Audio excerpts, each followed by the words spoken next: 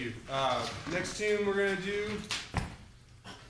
is a Gershwin tune entitled Soon. It's kind of an obscure Gershwin song. I came to it through one of my favorite tenor players, Joe Henderson. It's a beautiful ballad in the way that he did it. Then Grant Green, famous jazz guitarist from St. Louis, also did a version of this, more like an organ trio, the Grant Green style. He did it in 5/4, more of a swing kind of vibe. So we're going to combine those worlds in a way, in kind of a beautiful ballad sense, but with a different rhythmic feel. So this is Soon. Yeah. Oh man, I was, yeah. Do you want to do lazy? Or do you want to do soon? Either is cool. Let's do Lazy, yeah. Okay. That makes sense. All right. Lazy Afternoon is the tune we're doing. Joe Henderson, all the stuff I said about that is the tune Lazy Afternoon, not Soon.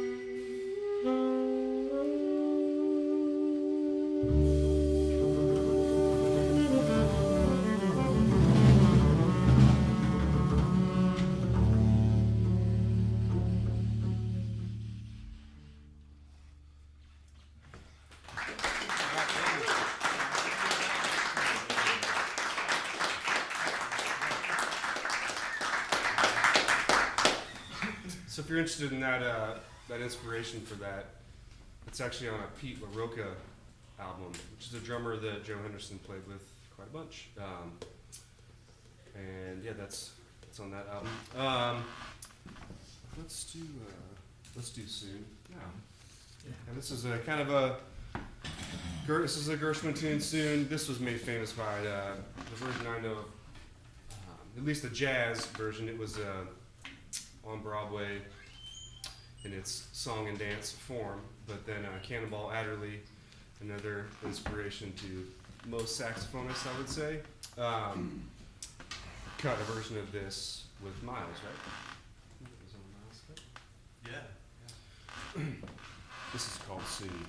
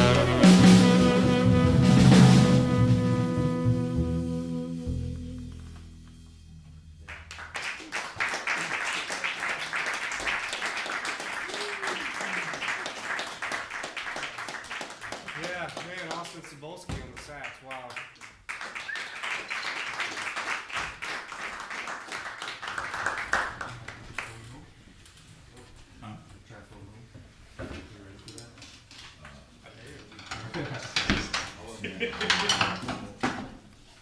you guys sax players? He is. I'm a percussionist. All right. You guys into jazz? I'm assuming you're here because maybe. Do you know much about jazz? They're learning, yeah. He's in the school jazz.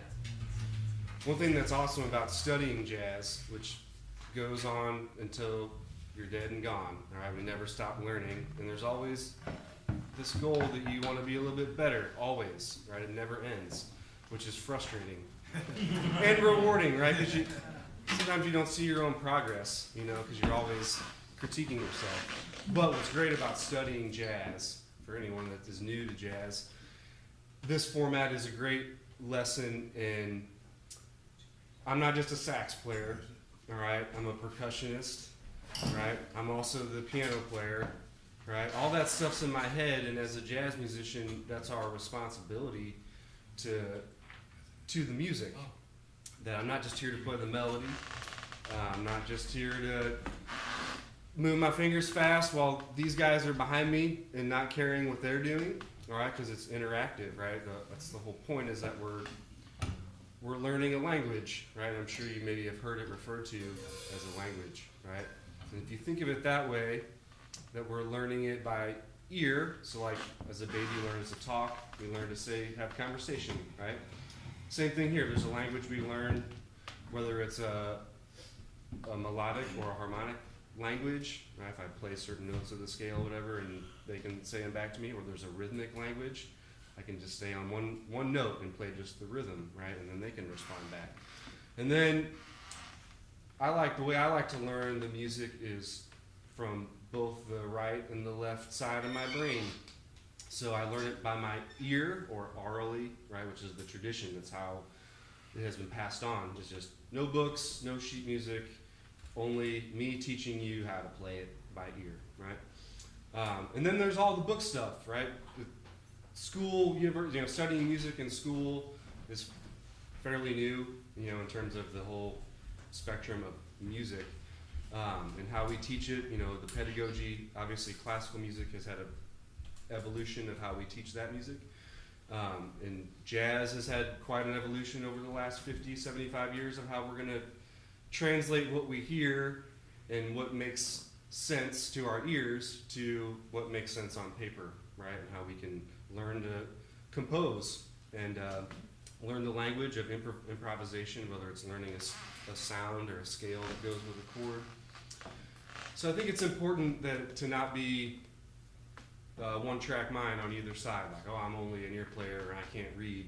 That seems like a pretty shoddy way to approach the music, because we need to learn whatever scenario you're in, and whatever band you're in, you need to learn how to communicate with the other members, and not everyone talks about music in the same language, right? Some people you have to explain just by playing it, Some guys say, just play it to me and I'll pick it up, right? Or, no, man, I need to have notes on paper and the chords, right, for me to be able to get through this, which is fine. We shouldn't discredit anyone's path, right? We all come to the music in different ways, and it's important that we try to find common ground when we're talking to each other about the music. So learning all those tools will help us, one, improvise and know the vocabulary, but also hopefully will spawn some creativity to write our own music, which is the whole idea, right? We want to keep pushing the music forward by taking what we've learned and then somehow putting our twist on it. All it takes doesn't have to be revolutionary, right? 'Cause sometimes it's overwhelming to think of all the music that's happened in the last 50 years or 75 years of jazz and be like, man, there's so much. How am I ever going to come up with anything new? So that's daunting as a musician too. Like, where's my unique sound in all of the chaos of it all? And obviously now with the way people learn through the internet, whether we have the masters at our disposal, which is an awesome tool to use YouTube and learn music that way. There's still nothing that replaces you sitting here and listening to me, and vice versa, and me going to hear my idols in person, seeing how they carry themselves, how they talk to the crowd. These are all important tools to learn to be a good musician. So never stop learning, never stop accepting a challenge. I think part of the reason this group formed was a challenge kind of I put on myself. I had an opportunity to play jazz at the Bistro. I know the guys there, and they're like, put a band together. And I've never headlined at the Bistro before. And okay, what am I going to do? So that's kind of how I feel like the music comes to most of us. We're presented with new opportunities, and we just jump in, right? We don't say, nah, I'm not going to do that. I'm not into that. You know, I think when you start having that attitude, you kind of become closed-minded about an opportunity that might lay 2-3 steps later, right? You meet some people, you play a gig that, it was okay, but all of a sudden I met this guy, and he has this other band, and that's how the network works. So let's get to it. I wrote this tune in a band I was in, or still in, called The Feed. It's more of a kind of a rock group, but we would do musical games of take your phone number, all right? Just the 7-digit number, and whatever the numbers were, that would also be, like if we're going to talk about a tune in C major, whatever the number was, that would correspond to the note in the scale. All right, so this song we're going to play is called Phone Home. I took my home phone number. First note was 3, or the first number was 3. So just in terms of an even talking about, we're in C, so the first chord would be based on an E, right? C, D, E. That would also, in my band exercise, this would also be the number of beats that the note would last. So the time signature is constantly changing, right? It's fun. It first started out as playing 1, 2, 3, 4, 5, 6, 7, 8, and back down. Like we just play ba, ba, ba, ba, ba, ba, ba, ba, ba, ba, ba, ba, ba, ba, ba, ba, ba. You get the point, right? We're going all the way up to 8 and coming back down. And then we started doing the phone number game, right? So you're having to jump within the scale and not think so linearly. That was the foundation for this tune we're going to play. Now it's all very math related, right? But which music is very math related, whether we're talking about rhythms or melodic intervals and harmony. So the challenge, I think, after it becomes an exercise, is to how can we make it musical sounding, right, and not so much like an exercise sounding. So that was kind of how this tune came to be. This one's called Phone Home.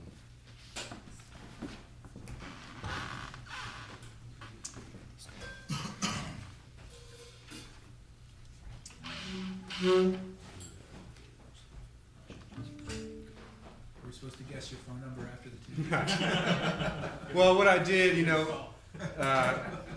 it's kind of gone from there at that point, right? I took the basic sequence that came to me, and I kind of looped it and heard it over and over again, and like, well, how can I change this? And maybe I added a few things, or added a few extra measures, or made the chord a little bit different. But that's, I think, part of being creative with it, right?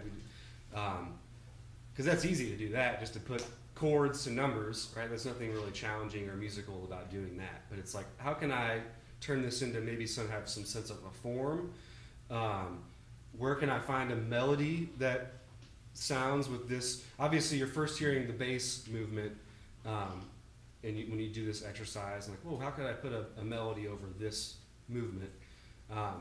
So then it just takes its own course, right? And you kind of just, things start presenting themselves, I think, as most new ideas do. There's no rhyme or reason, I don't feel like, to how they come to us. It's kind of the magic, I feel like, of creativity, is that how did that idea come to me?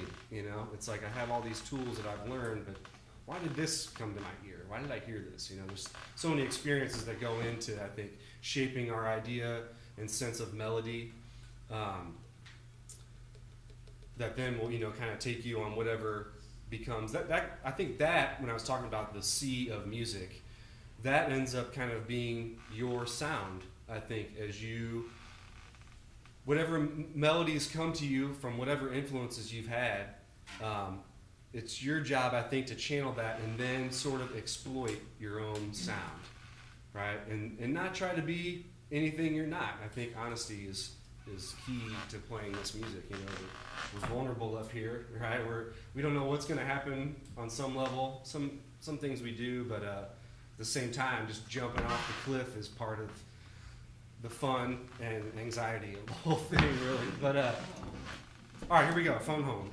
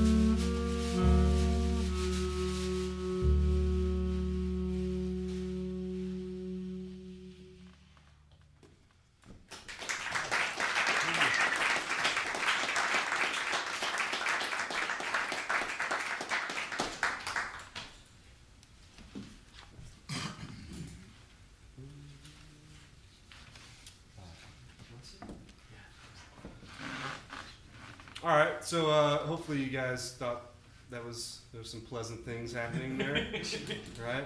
Not what's challenging for us and for you, the audience, would hope, is that we're hearing progressions that our ears are not used to. It's not a blues progression. It's not standard sequencing of movement in fourths, which is the most common movement in jazz chord progressions. So it's something new, right? So our ear has to learn to hear that stuff. So over time, the song will evolve, I'm sure, into the nuances as we kind of shape it. That's the beauty of the whole thing, I think, is that the melody hopefully will hold its own, and that then the colors that surround all of that will continue to support all of that. So now to kind of take it sort of in this kind of challenging aspect of how we communicate up here in the conversation we're having, we're going to play a tune by a trailblazer of a saxophonist. His name was Ornette Coleman. And he definitely challenged the status quo in his prime and continued to until, into his late years of what is the norm. And I think that's part of the challenge of any jazz musician, I think, is what is the norm. And sometimes we think that bebop is that reigns supreme in terms of the language that we need to learn and to be able to flex those vocabulary chops at the jam session, right? That if I play all the bebop, then I'm with the in crowd, which bebop is the highest form of the harmonic language, and not a whole lot has evolved since then outside of kind of what Ornette Coleman did, which he developed this whole new way of playing called harmonics, which kind of threw form, it threw harmony, it threw the rhythms all out the window, and that we could show up to a session and some people think it sounds like honks and squawks and chicken noises sometimes when you're listening to stuff like that. And to some people, which I would call posers to that art form, it is that. They haven't done all of their history that led up to that, that evolution of the form from bebop to that, which harmonics as a thing kind of transcended that. It's like I have all this vocabulary that Charlie Parker and Dizzy and Thelonious Monk and Bud Powell and all these guys developed over fairly common chord progressions. And then to take, what's the next step beyond that? How do I break that down and kind of start something new? So to some, like I said, it sounds like noise. To some that have really studied the music, it's a very transcendent way to communicate, I would say, within the band. And I think for the audience, as hip as the audience may or may not be, that they can, to those that get it. Sometimes it's just music gives you a feeling, I think, of, it's hard not to judge every time you hear something, right? And you have an emotional feeling of how it makes you feel, but then sometimes you're like, oh man, this guy, I can't get into this, or this woman, and why is she playing like this, or I don't understand, is usually what it comes down to. When you don't understand, you tend to put it off, right? But if we can kind of be open to what is it all about and try to figure that out, I think there's something to be learned there. So this tune is called The Blessing, Ornette Coleman tune. I believe it was on The Shape of Jazz to Come. It's not on that one. It's on the Coltrane and Don Cherry. Don Cherry album, yeah. Yeah, I'm not sure which original Ornette album it's from. Yeah. Definitely not The Shape of Jazz though. So the harmonic structure is, I think, fairly in the box in a sense. It's not going to challenge your ears and like maybe the last tune might have, but hopefully we can achieve some of the transcendence that Ornette achieved with how we evolve throughout the tune here. The Blessing.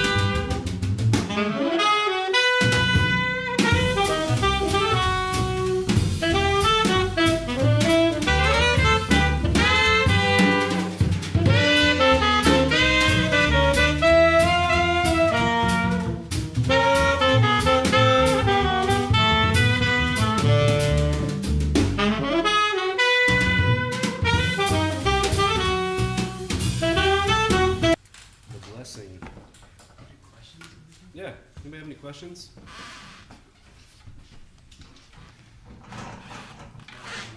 No, nothing. So There's one. when yeah, what's up, Randy? What's up? You guys are like the first guys that aren't using like song or Haha. Yeah, sax nerd question. All right, love those. This is first. Thank you, Mark, for having the coolest store in the world. Yeah.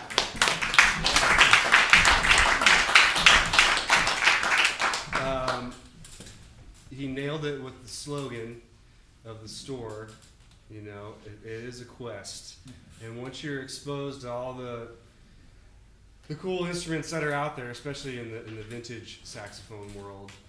Well, maybe let me back up and talk about just saxophone in general and how getting a good sound, and that there are some people that are gearheads, if you will, that I need the $10,000 horn with the $1,000 mouthpiece with the $200 ligature, you know, and they can't swing still, right? That equipment does not help you swing, and that's the foundation, or play the blues, which is the foundation for this music, for American music in general. I mean, swinging is not, I think in a modern terminology, it's not big band. We're not talking Buddy Rich or bassy swing.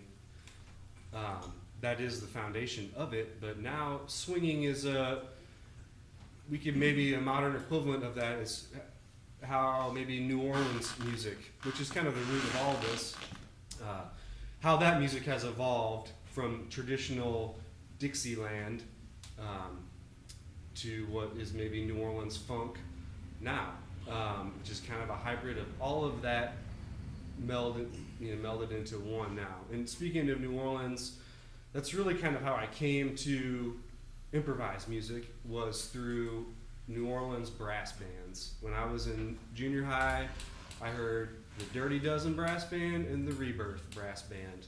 Dirty Dozen are kind of the grandfathers of the modern brass tradition. And then Rebirth was the younger version of that. They were the younger guys that were following in the same footsteps. This is coming out of military marching bands to New Orleans street parades and second line funerals, which evolved into its own music that you would watch on a stage. Which that music down in New Orleans, if you haven't gone, is still all the chronology of the music is still being preserved down there, from the very old-timey stomp kind of feeling of traditional jazz, trad jazz as we call it, to more hip kind of funky brass band, to just really kind of what's happening now is almost like a rock funk crossover down there, with you're almost getting some rock stars coming out of New Orleans, which is awesome. Those guys are usually under the radar, but now they're getting to play shows with some of the real big national headliner kind of people to draw. Even though when you go down, like this is actually Jazz Fest weekend, if you guys are familiar and never want to make a voyage down to New Orleans, this is the time of year to go. The last weekend of April and the first weekend of May is the Jazz Fest, and they have everyone, all of your tastes can be satisfied down there. I think some of the big headliners or any of the major rock and roll acts, Stevie Wonder is down there this year, you know, so Billy Joel was down there one year I went, you know, so you're going to see everything that's just a standard festival kind of thing, to seeing the people that are the locals of New Orleans that are playing every day down there, and whether they're busking or they're playing the 2 gigs a night, every night kind of thing, you know, the kind of troubadours that they are, all that can be seen in all shapes and forms. Anyway, my point being of how I came to the improvised music was this brass band tradition. Like Mark introduced me, I found some brothers in St. Louis that all shared the same love for that kind of music, and we started the Funky Butt Brass Band, a modern take on what is now a very popular form of the brass band down there, where you have a drum set like this, versus a traditional one guy on a bass drum, one guy on a snare drum kind of scenario. But a guy rocking behind a drum kit, a guy with an electric guitar. Usually you'll see a sousaphone player though. Sometimes you'll see a bass player, but and then it's a frontline onslaught of horns, trumpets, trombones, saxophones. So we started that. Austin has now replaced me in that group. So if you ever get a chance and you want to hear high energy New Orleans funk, brass band style, any instrumentalist that wants to get into jazz, this would be the band to see. That like, hey, these guys can like play on stage. I can get away with improvising, and it's not going over most of the crowd's head because we're rooted in blues, which seems to be a common vocabulary for musicians and non-musicians. I feel like everyone responds to the blues. So I think as a jazz musician, we try not to lose sight of that we don't lose our audience. You know, sometimes we take challenges up here, challenge you guys to like, you know, we're putting things out there that makes us all vulnerable. But a lot of times we don't want to forget about you either. We don't want to just play to the street and forget that there's actually people here and that want to like have a reaction to the music. So we don't want to lose our sense of blues and swing. Because that feeling, I think there's the rhythmic feeling that it gives you when things are grooving, and then there's also the emotional, I think, feeling that happens when someone's playing a blues sound, something that kind of relates to everyone. You know, that it's not some kind of Ornette Coleman free jazz, right? But it's something that's down home that I can latch onto that. Okay, where were we going with that? There was a question. We talked about saxophones in the store. Wow. Real quick, so I've been, you know, there's the stigma of saxophonists, especially jazz saxophonists, need to play a Selmer Mark VI or a super balanced action, is like the cream of the crop kind of saxophone, you know. What working musician can afford those horns, first off? Usually those guys that have a nice horn have come to them through luck a lot of times, or they were, you know, given to them, and it was my grandpa's horn, and lucky me, I got this amazing saxophone, right? That being said, there's a whole plethora of very good quality American vintage horns that came out of the 30s through the 50s. And Austin and I share common ground there of our love for this era of American horns. So you have the Kahn brand, King, which is what Austin plays, and Busher. Those are the three biggies. And what I have here is kind of what we call a stencil in a way. It's a Bundy, which is a very popular horn, a student horn that was made popular as a student horn, I would say, in the late 60s and 70s. But this horn's actually from the 40s. It's, in all sense of the word, it's a Busher horn. But what they would do is, to make the cheap version, is they'd put another name on the brand, even though it was all the same parts and all the same packaging. They put a different name brand on it, and they could sell it as a cheaper version, even though it was pretty much the same thing. Although the name Bundy has its ties with the Busher and Kahn family, right? Or just Busher? Summer. George Bundy was an instrument maker, and eventually he worked at the Summer factory and the Busher factory, and so it was all kind of this. I don't know if incestuous is the right word, but it kind of was. Everyone was sharing ideas on how to make saxophones better. And so Bundy has a kind of I think a bad rap, is a kind of a low grade student horn, but this is a good one for sure. And even some of the late 60s Bundys were good horns. They're great horns to learn on. And getting back to my whole talk about just getting a good sound, and we don't have to have a $10,000 saxophone to do that. Getting a good sound involves one thing: practice. All right, there's no gear that can really replace that. I think having maybe a good mouthpiece that is suited to your ability in terms of how much air you put out, how long you've been practicing. Sometimes we have to change mouthpieces as we start from beginners and evolve. As our embouchure gets stronger, we're able to put more air through the horn, so we kind of have to change our setup in that way. But a lot of masters that I've seen had a mouthpiece that they had in high school, and they still played the same thing because they spent hours upon hours with that one thing, and they never changed it. Sometimes we have to change it, maybe due to maybe there's like physical limitations to a mouthpiece that you're not getting the sound you want, or you have any kind of issue that you have to change your setup. But usually having a good mouthpiece is where you want to spend, I think, invest your money. You can still play a $2,000 saxophone, and I mean, Sonny Rollins played on a Bundy on recordings. I mean, so Lester Young, the president, of the saxophone, played first. He played on a super dated Con, like a really old Con, on some of the classic recordings that we hear him on. Plays the thing pretty well in tune, even though those things are really hard to play in tune. But that goes to show you that you spend enough hours on an instrument and you learn all the tendencies, whether certain parts play sharp or flat, that you overcome those things, and it becomes a kind of a fluid thing from what you're hearing comes out the horn. I mean, eventually, I think in the picture there, he's got his 10M there, which is what he kind of be, right? That's his 10M in there.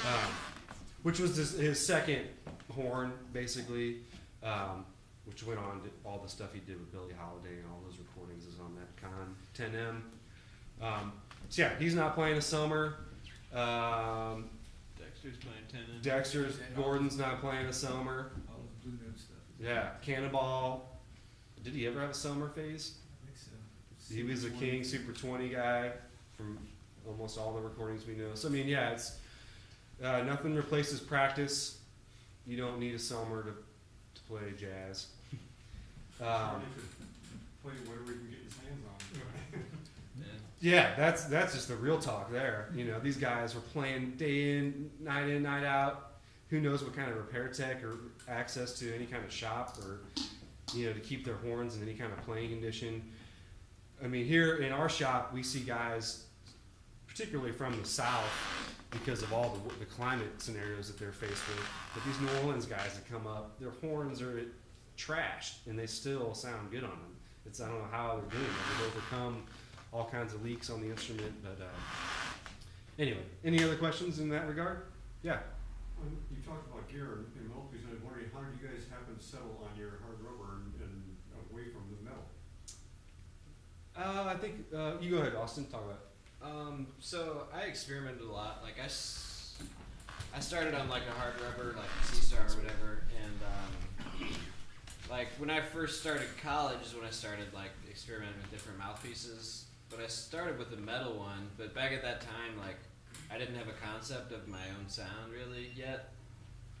So I didn't know what I was doing. I was playing like auto links because everybody else played auto links, but it wasn't until like probably the end of my undergrad that I like got a concept of my sound and what I want to sound like, kind of, I guess. So like that's the main thing, I guess. You gotta get a concept of what you want to sound like, and then I found like the mouthpieces that are more suited to me, like that express what I want to sound like, I guess. And I've had this mouthpiece for probably 3 years or something. What is that you're playing with? This is a Dukoff. It's an old Dukoff. This is I'm playing on the Saxquest Core mouthpiece. Any of the mouthpieces that we're making here, we're modeling them off of some vintage pieces, but there's a concept for a sound. I think with a mouthpiece in the game of mouthpiece worlds, you want something that can be sort of universal, that I could, that's not this mouthpiece only works in a certain environment, right? Now, when we talk about gear, I think maybe there's an area there where gear can come into play. If you're a saxophonist in a rock and roll band, sometimes a hard rubber piece is just not going to cut it in terms, literally cut through the sound that you need. Because in an acoustic setting like this, all the nuances of our sound that come from all the overtones and all the the colors of the sound, we're trying to express here all the subtleties of the very softest subtone to the loudest, brash, intense sound. To have that whole range, that's one thing, and we can exercise that here, which is nice. When you're on stage against amplified instruments, you just need something that sounds loud and you can hang with the guitars. And so it's not necessarily about all those subtleties of the mouthpiece. You want something that's loud and projects, because most of the time you're going to be playing loud the whole time, right? And soft is not in your bag. So you want something that cuts, and there's like there's. So in that sense, I would maybe have a different mouthpiece for that type of gig. Same thing if I'm going to play classical music. That some mouthpieces tend to facilitate that style of music. I think because especially if you're in a chamber ensemble and you want to have some sort of universal, cohesive sound between the different voices, and that you don't have one guy on a real bright metal mouthpiece and some other guy on a summer C star that's more muffled sounding or warmer sounding, and have all these different colors. It could create some dissonance there, just in the quality of the blend, I should say, of the instruments. Say any orchestral playing where you want to blend and sound like, and you're in a section, you want to sound like one instrument, and your color's not standing out amongst the rest of the instruments. That's where we would maybe have certain gear where like your section's all going to agree on, we're all going to play the C star or whatever Meyer mouthpiece or whatever it is, just so we can kind of have a level playing field. Any other questions? I got one. Yeah, Bob. Have you guys played much together before this group got started? No, so when Austin... Just to follow up on I think Austin and I, we have a similar sound concept, I think, in terms of just the colors of our sound. And I think approach to improvising too. Yeah, I think there's a common vocabulary that makes our sounds sound good together, right? I mean, there's not this huge contrast, which I think is also good, to have two different sounds. But sometimes it's nice to be able to play a tune where there's unison or harmony, and it's like you can't tell who's who, right? There's a nice blend. And I think it was Jerry, the great saxophonist Jerry Bergonzi, kind of quantified or whatever, like described sound in terms of like the four elements: earth, wind, fire, water. I think it's a great way to think about it. And because here at the store, Austin and I both work here, which is another avenue how we kind of met. But we talk in terms of bright, dark, warm, all these words. We're trying to think of words to describe sound, which is hard to do, because everyone, I think, has a different idea of what that means. What does a bright sound mean to you versus my ear, I think the four elements kind of analogy helps in terms of intensity level. I think that's a good way to equate things. Austin and I think, tend to have a little subtone in both of our sounds. There can be a warm, airy sound, which you would hear in like a Stan Getz or the Ben Webster, any of these great subtone. We call them subtone players. Is everyone familiar with Are you a sax player, you said? You know what subtone means? Not yet. So we have, in the classical embouchure, we're firm up here, and there's more of a haw, kind of.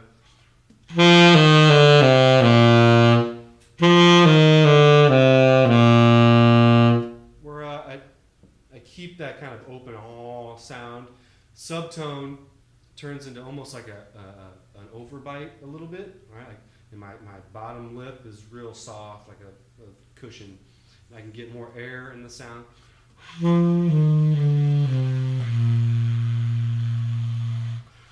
So a good good practice is to go in between these two sounds. On any note on the horn, Stan Getz played subtone the whole range of the horn. A lot of times, I remember when I was in high school and having a hard time getting low notes to come out, that I would subtone them, not knowing I was subtoning them. It was a way to cheat the low note out. But we should be able to control the sound from our full embouchure to the subtone.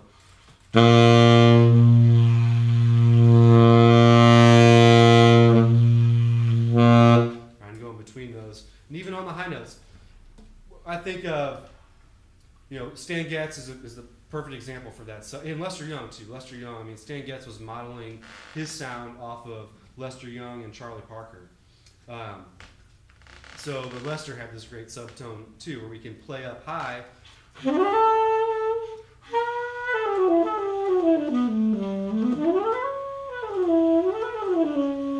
Right, versus like a Dexter Gordon or a Coltrane. These guys were, like fire with the intensity up in that range. Or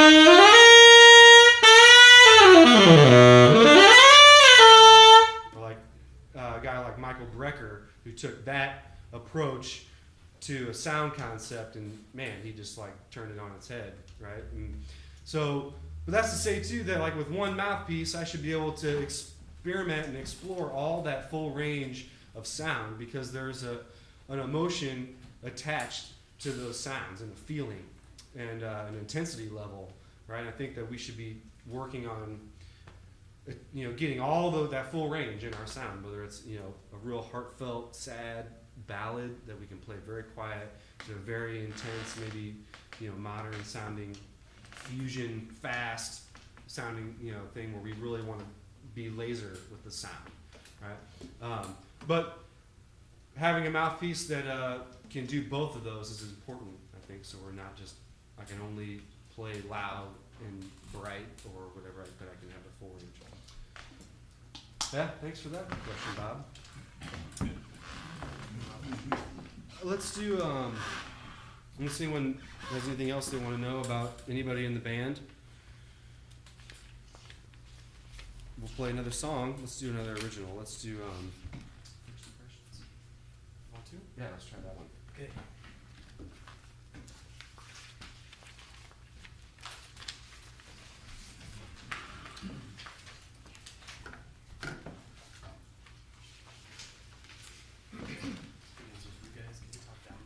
Yeah.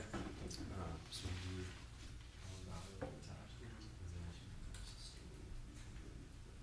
five hits, right? And then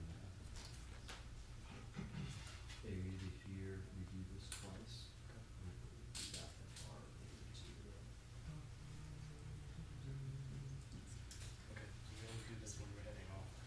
No, only the first time.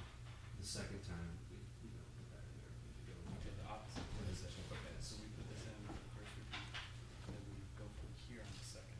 Mm-hmm. That's the second time. I got you. And we do this whole form twice. After we do.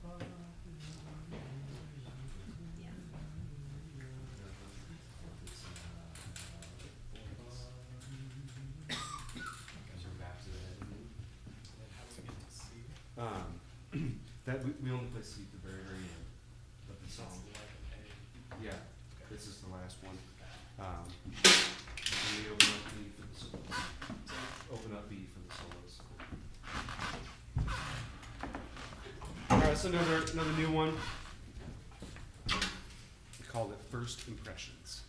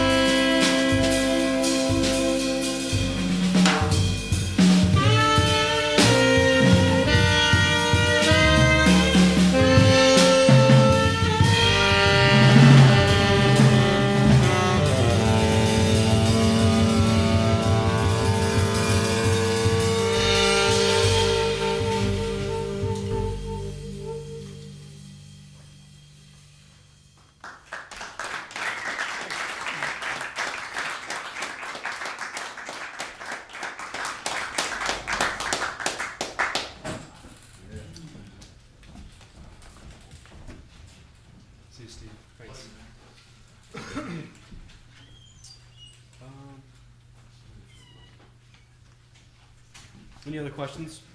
I've got a question. Yeah, Zach. Can you talk about like your writing for that one? Like, do you? So everybody, when they listen to a piece of music, is ultimately gonna like compare it to like life experiences or something else that they've heard. Like, what was that for you? Just 2 seconds, if at all. If not, then that's okay. Well, it started. That particular tune started with the bass line. And to try to make it sort of off kilter a little bit, what you hear is the root. Right? But the bass line started on the 2.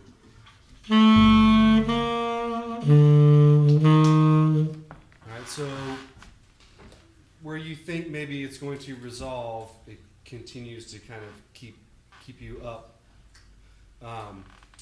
And then I made the phrase itself, like the full cycle of that, a three timer, right? Which is also, I think, sometimes helps keeping it off a little bit. I think that's what we want to do, unless it's a particular tune that's like right down central, like just a shuffle blues or something like that, where it's like the form is real square, whether it's AABA or it's an even number of measures, any of these kind of things. I think we can make things interesting without having to necessarily make the time signature odd, right? But instead we make the phrase itself maybe an odd number of times. Like in this case, the ba da da da da da da top ba da da ni na ni na. 3 times around we're gonna go, and then we're gonna resolve. All right, so it kind of keeps you lifted, and then we're gonna go. Right, so maybe just to keep it off tilt just a little bit. But honestly, what maybe I could talk a little bit about songwriting in general with this particular group. Marty and I share, well, I think all of us share this in how we approach the music. But Marty and I have found a connection with kind of one of our gurus being Wayne Shorter, who's not only a saxophone idol to a saxophonist, but in the jazz composition world, next to Duke Ellington, he's pretty much one of the main guys that wrote amazing compositions. During the heyday of the 60s Blue Note era, when you had Wayne Shorter and Herbie Hancock and all these incredible fusions of sounds and styles and songwriting, and an approach to playing that was no longer bebop and swing anymore. It was this new thing, and things were amplified in these different instrumentations. The compositions that Wayne was doing were definitely out of the box in terms of chord structure, song form. So in that spirit, I think that when I was getting to it, like what Marty and I were saying, is sometimes you go into writing a song, or you go into a recording session, which we're going to be going tonight and do a recording session together. Sometimes you have a plan and sometimes you don't. And I think that's good on both sides. It's good to have some preparation so we can sort of kind of get the nuts and bolts together. But then after that, let's see what happens. Is kind of I think at least like Wayne Shorter now. I mean, he's in his 80s, and if you go see his quartet, I think their MO is kind of without a net. And there's actually an album of Wayne's entitled that. Is that we're gonna just kind of walk on stage and jump into the abyss, right, and see you at the end. And we have a common rapport and vocabulary, and maybe some song melody form that in common, but pretty much each night's going to be different, and that's good for the musicians and the audience, right? That I could go see Wayne Shorter or any of these legends, Jack DeJohnette, any of these guys that come from this school, or this kind of spirit of just the unexpected, the unknown, and you go hear them on any night and still be inspired. And I think it's a challenge to not settle into whatever comfort zone that you're used to playing in, and to have to have that uneasy feeling sometimes of what's going to happen, I think is sometimes it's hard to embrace because you could fail, right? I mean, you could fall flat on your face, but I think it's good to fall on your face too, right? No harm can be done from failing. You just only positives happen from failing. In my experience, is that you learn from something. As long as you develop thick skin, and this goes for you young guys too. Don't be afraid to suck. I mean, if you're trying something new, you know, your standard or expectation, you know, don't be too hard on yourself, and don't worry about what anyone thinks. This goes for any of us. Don't care about what anyone thinks about how you sound, right? I mean, except maybe your mom. I don't know. But I think that's part of the challenge of being and playing this music, but really being a musician in general. Any genre is our self-confidence and going out there and failing right in front of our peers. You know, it's hard to do sometimes, but it's important to do that. So I think it's the only way you grow as a musician. So you young guys and anyone that's new to the music, take every challenge you can. Be afraid to fail, and that's how we learn. Try something new. Try to play a different instrument. That really helps, especially in the jazz world. We do what's called transcribing. We learn stuff by ear. We learn solos. We learn songs and chord progressions by ear.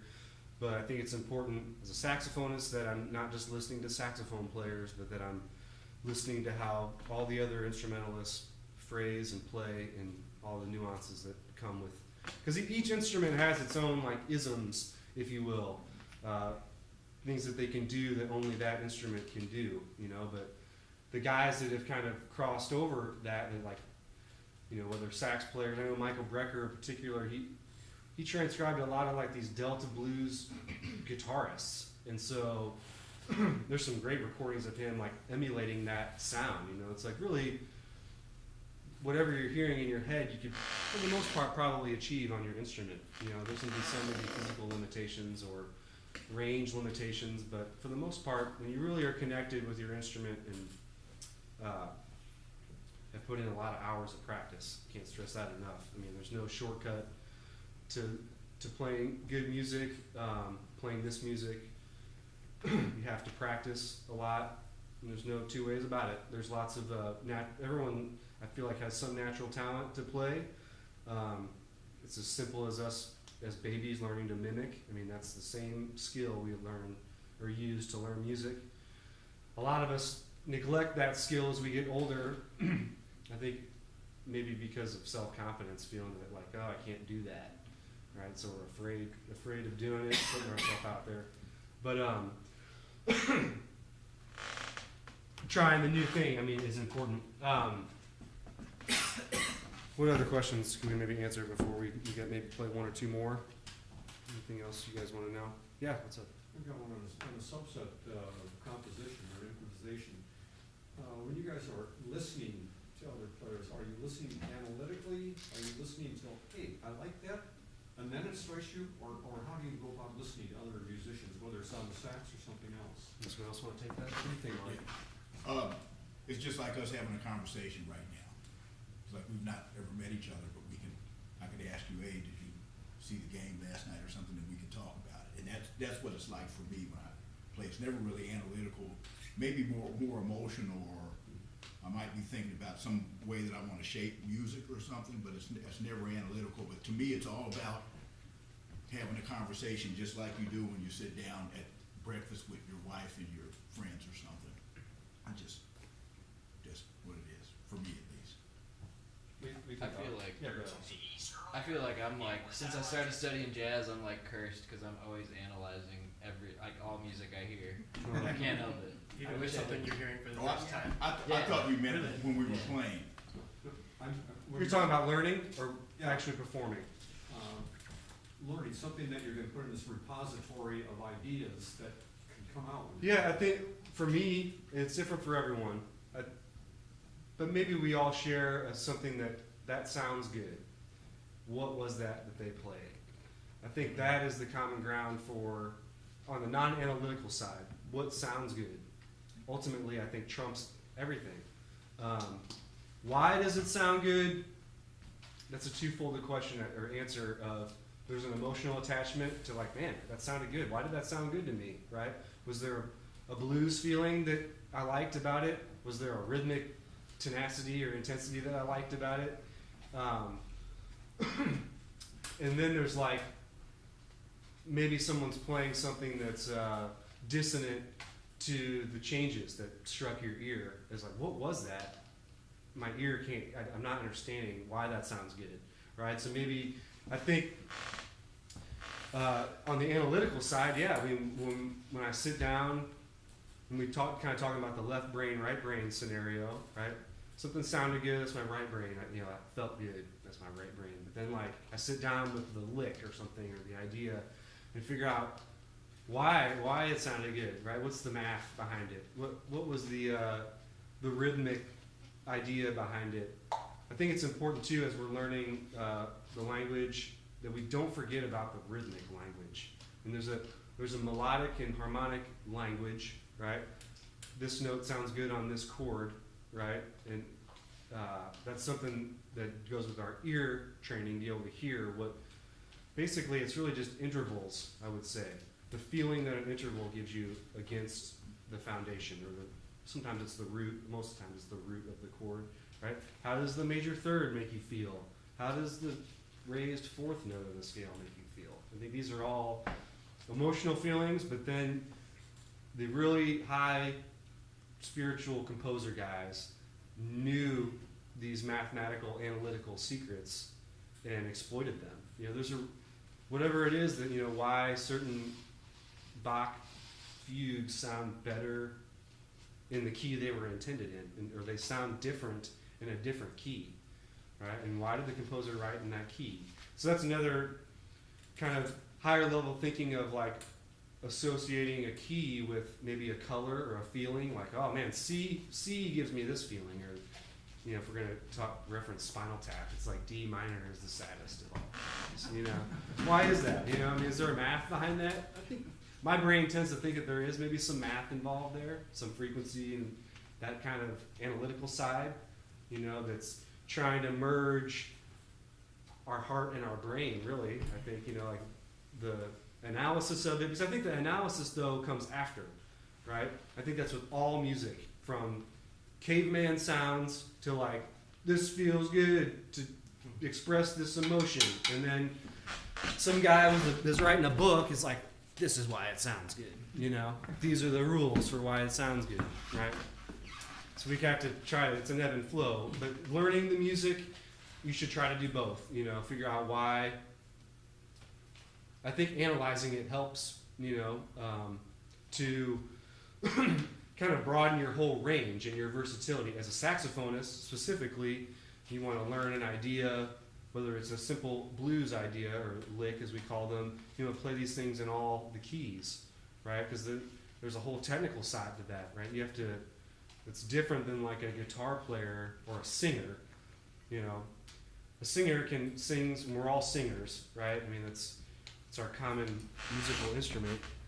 And we can sing in whatever key I'm going to sing the song in, right? I'm not thinking about even what a key is it. Mary had a little lamb. I don't know what key that is. If I had perfect pitch, I'd know, but some people are born with perfect pitch, and know those exact notes and those kind of things.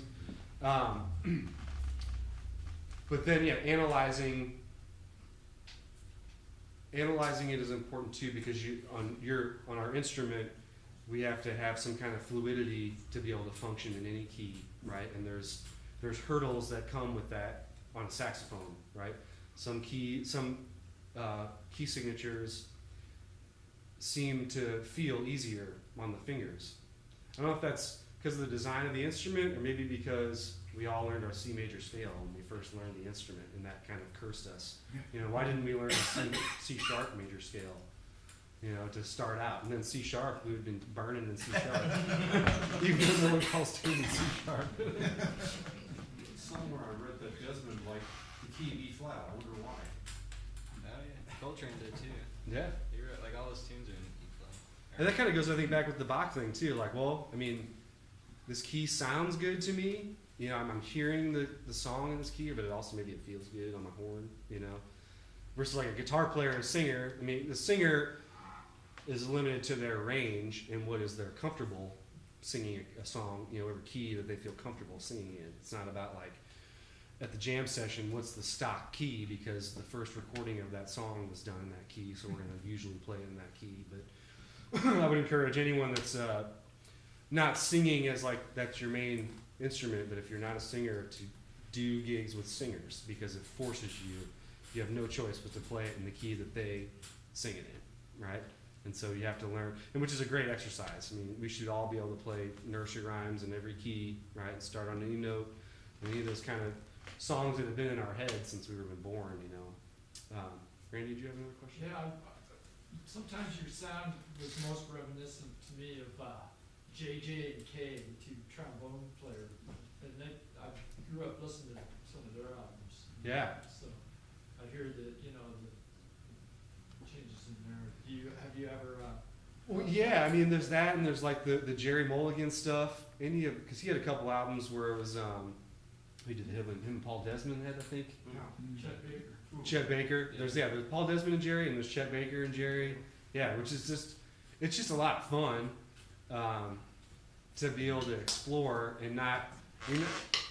It seems like there's less odds that you're gonna get in each other's way, because there's nothing behind you to like muddy the waters, or for you to muddy the waters with, right? Because I mean, a good accompanist is usually reacting anyway and trying to support whatever we're doing. So, but they're obviously supporting with a bunch of notes. It's not like they're just going like this when they're accompanying, right? But what's fun about a scenario like this is that what's exciting about writing it for it too is that you can treat it like a string quartet. You could come up with these counterpoints, but in the nature of jazz, the counterpoint can be improvised, right? And then maybe over time we come up with an arrangement or certain lines that sound good against the melody, you know, and come up with our own kind of counterpoint melody, which Mulligan and those recordings were great at doing, you know, and had those kind of arrangements. And it's fun to rip those things, because when I was telling about, like, I'm not just a saxophone player, but I'm the melody, the rhythm, the harmony. That's the responsibility we all have as musicians. But you get in a minimalist setting like that, you're forced to really know the chord changes. If you transcribe any of those kind of recordings you mentioned, where we're talking about, those counterpoint lines are a clinic or an exercise in how to outline the changes. You listen to Jerry Mulligan play the lines he plays. I mean, there's nothing fancy and there's nothing rocket science about it. I mean, I think that's what's both humbling about the music and sort of a relief in a way, is that like it's not rocket science. It can be done and it can be learned. What can't necessarily be taught is feeling. Feeling is a hard thing to teach someone, because you have to teach someone confidence. So I mean, we can teach people confidence, but ultimately I still have to stand out here without my teacher or my mom and my dad, and I have to stand on my own 2 feet and be confident and project confidence. And also projecting emotion, which is just a whole other bag, you know, trying to convey emotion through notes. Yeah, anything else? We'll play one more maybe. Let's do the original Circle of Fences. With a shuffle. So this is just a good old down home tune I wrote. This is a shuffle feel. So for you percussionists out there, or any musician, this is kind of I would say the foundation for a good swing feel is a shuffle. So yeah, this one's called Swing for the Fences.